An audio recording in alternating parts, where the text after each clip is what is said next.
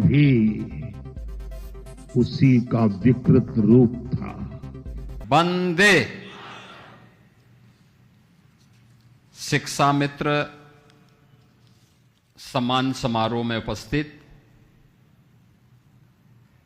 उत्तर प्रदेश सरकार में मंत्रिमंडल के मेरे सहयोगी, बेसिक शिक्षा विभाग के मंत्री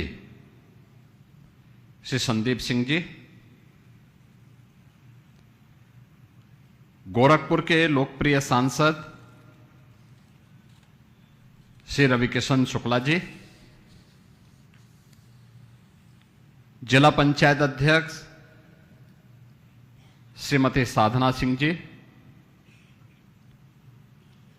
गोरखपुर के महापौर डॉक्टर मंगलेश श्रीवास्तव जी, विधान परिषद सदस्य डॉक्टर धर्मेंद्र सिंह जी, मान्य विधायकगण श्री विपिन सिंह जी, महेंद्रपाल सिंह जी, प्रदीप शुक्ला जी, राजेश त्रिपाठी जी, विमलेश पासवान जी, श्रवण निषाद जी, उपाध्यक्ष राज्य महिला आयोग श्रीमती चारू चौधरी जी, क्षेत्रीय अध्यक्ष श्री सहजानंद राय जी, जिलाध्यक्ष जनार्दन तिवाड़ी जी, राजेश गुप्ता जी, अपर मुख्य सचिव शिक्षा श्री पार्थ सारथी सेन शर्मा जी, महानिदेशक श्रीमती मोनिका रानी जी, प्रदेश के विभिन्न जनपदों में शिक्षा मित्र सम्मान समारोह में उपस्थित हमारे मंत्रिमंडल के सभी सहयोगीगण, केंद्रीय मंत्रिमंडल के सभी माननीय मंत्रीगण, माननीय सांसद, माननीय विधायकगण, शिक्षा विभाग के हमारे सभी अधिकारीगण और उपस्थित सभी शिक्षा मित्र बहन और भाइयों, आज का इस समारोह आप सब की सेवाओं को सम्मान देने का समारोह है। मैं इस अवसर पर आप सबको बधाई देता हूं, आप सबको अपनी शुभकामनाएं देता हूं। वर्षों से आपकी मांग थी, लेकिन अपनी मांग को जो स्वतःस्फूर्त भाव के साथ आगे बढ़ती, उसको आप लोग टकरावट के साथ लेना चाहते थे। संवाद से समाधान की तरफ हमें जाना चाहिए। याद करिए, पिछली सरकारों ने गलत तरीके से नियमों का उल्लंघन करते हुए सहायक शिक्षक के रूप में मान्यता देने का कुत्सित प्रयास किया, जो नियम विरुद्ध था। उसके लिए पहले कोई नियमावली बनानी चाहिए थी, प्रावधान नियुक्ति के पहले होना चाहिए था। लेकिन इन सब प्रक्रियाओं को पूरा किए बगैर मनमाने तरीके से उन्होंने जो कार्य किया था, सुप्रीम कोर्ट ने बदले में सभी प्रकार के शिक्षा मित्रों की सेवाओं को भी समाप्त करने का आदेश दिया था। हमारे सामने चैलेंज था, ये 1.5 लाख परिवार सड़कों पर भूखों मरने की नौबत आएगी, क्योंकि इन्होंने एक लंबे समय तक सेवा दी थी। लगभग 18-19 वर्षों से सेवा कर रहे थे। उम्र के इस पड़ाव में ये कहां जाएंगे?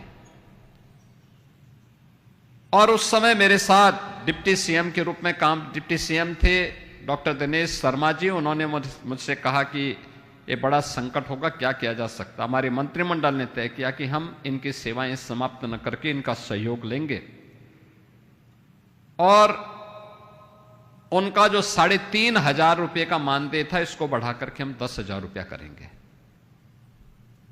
और ये हमारी सरकार ने 10,000 रुपये 2017 में ये मानदेय किया था।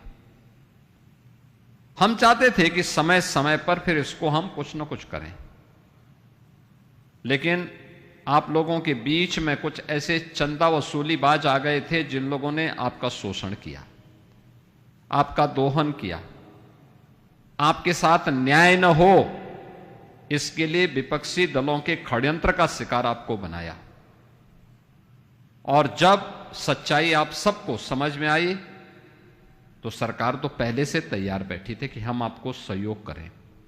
और आज मुझे बताते हुए प्रसन्नता है कि 1,43,000 शिक्षा मित्रों को सरकार ने सीधे अब 18,000 रुपए का मानदेय देने का निर्णय लिया है और वह इसी महीने से घोषित भी हो गया है, यानी अप्रैल महीने से उसको हमने लागू कर दिया। यानी जो आपको मिलेगा वह इस बार से वह धनराशि आपको प्राप्त मिलेगी जिसके डमी चेक यहां पर उपलब्ध करवाए गए हैं। साथ साथ सरकार ने यह भी तय किया है, क्योंकि जैसे आज ही सुबह मैं जनता दर्शन कार्यक्रम में था, एक शिक्षा मित्र परिवार मेरे पास आया था, उसकी बेटी आई थी, गंभीर रूप से बीमार है, उपचार का कोई साधन नहीं। उसने कहा कि और डायलिसिस की कोई व्यवस्था हो जाती, तो हमने कहा भी फ्री में डायलिसिस तो हम वैसे ही करवा देते हैं, लेकिन साथ साथ 5 लाख रुपए का तो हमने आपको कैशलेस सुविधा भी दे दी है और हम चाहेंगे कि शीघ्र इसको लागू करवा दिया जाए। यानी पहली बार जो एक नागरिक के रूप में सुविधा मिलनी चाहिए, प्रधानमंत्री जी ने देशवासियों को दिया और उन सभी में से शिक्षा मित्र जो भी छूटे होंगे, सरकार ने तय किया है कि उनको भी हम 5 लाख रुपए सालाना कैशलेस स्वास्थ्य कवर देंगे और वह सुविधा भी हमने इसको जारी कर दी है। बहुत शीघ्र हम उसका एक समारोह करके उसको भी हम आप सबको प्रदान करेंगे और जो जरूरतमंद हैं उनको तत्काल उपलब्ध करवाने के लिए बेसिक शिक्षा परिषद को कार्रवाई भी आगे बढ़ा देनी चाहिए। हम लोग ये भी चाहते हैं, अब तो ऐसा है नहीं कि पैसा कोई व्यक्ति किसी को चेक देता हो या नगद देता हो, अब तो पैसा सीधे अकाउंट में जाता है। 1,43,000 अच्छी खासी संख्या है।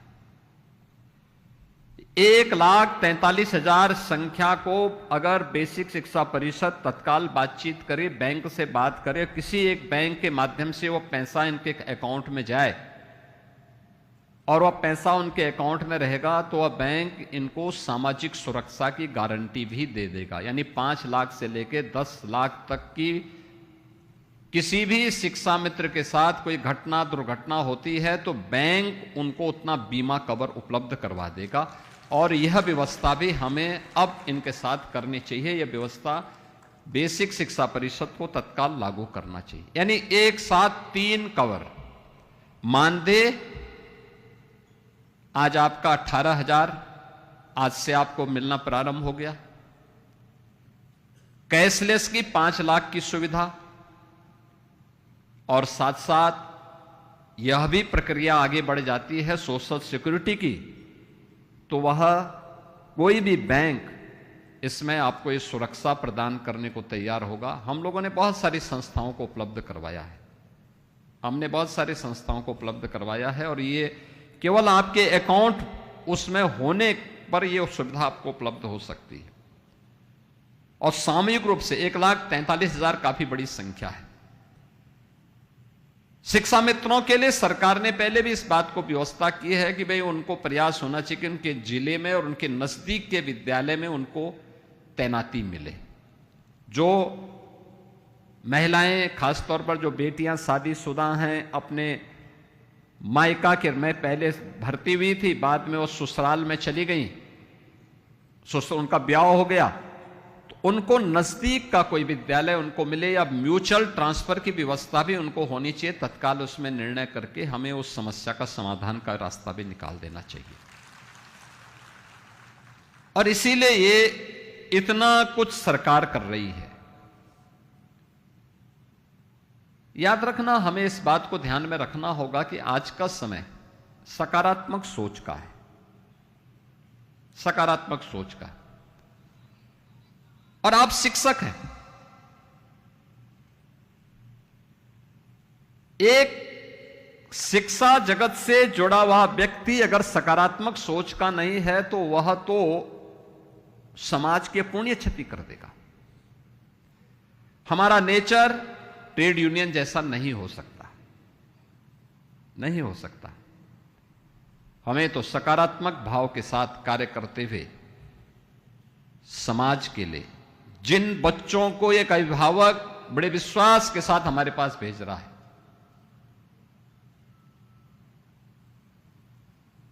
उन बच्चों के भविष्य को बनाने की जिम्मेदारी आपकी पर है।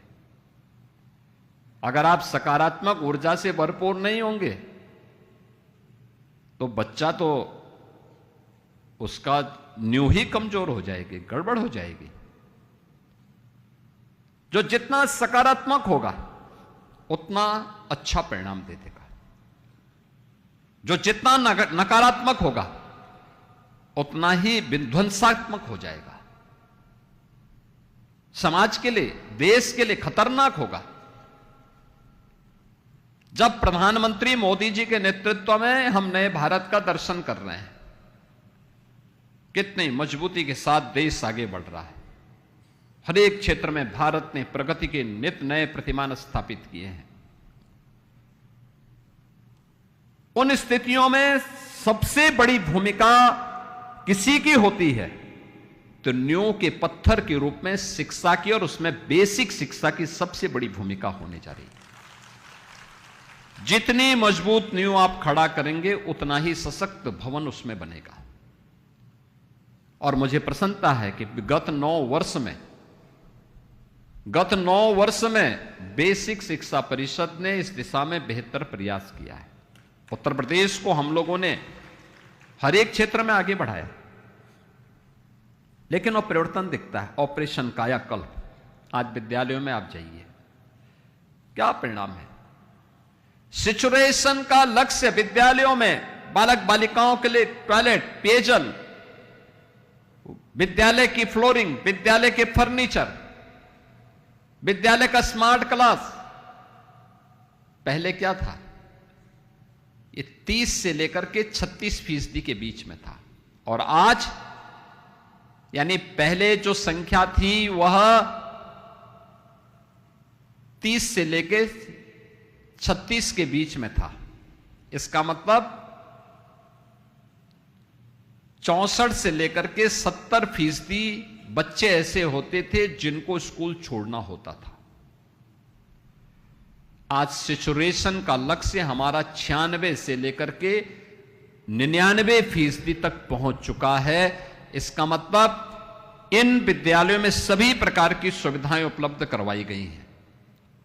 और परिणाम क्या है, ड्रॉप आउट रेट 19% से घट करके 3% पे आया है। जो बच्चे असमय स्कूल छोड़ते थे, एक बच्चे का स्कूल छोड़ने का मतलब केवल स्कूल नहीं छोड़ता हो, एक बच्चे का स्कूल छोड़ने का मतलब ये राष्ट्रीय क्षति भी है,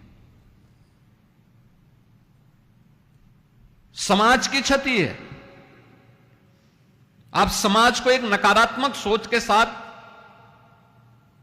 एक ऐसी बिना मांगे, बिना ट्रेनिंग के ऐसी फौज के साथ झोंक दे रहे हैं, ऐसे लोगों को दे रहे हैं जो किसी न किसी रूप में समाज के ऊपर बोझा बनने जा रहे हैं। उसका कारण कोई पूछता नहीं था, क्या कारण है, कोई नहीं पूछता था। यानी बालिकाएं स्कूल नहीं जा पा रही इसलिए क्योंकि वहां उनके लिए पेयजल नहीं है, उनके लिए टॉयलेट, सेपरेट टॉयलेट नहीं है, सुरक्षा की कोई व्यवस्था नहीं है।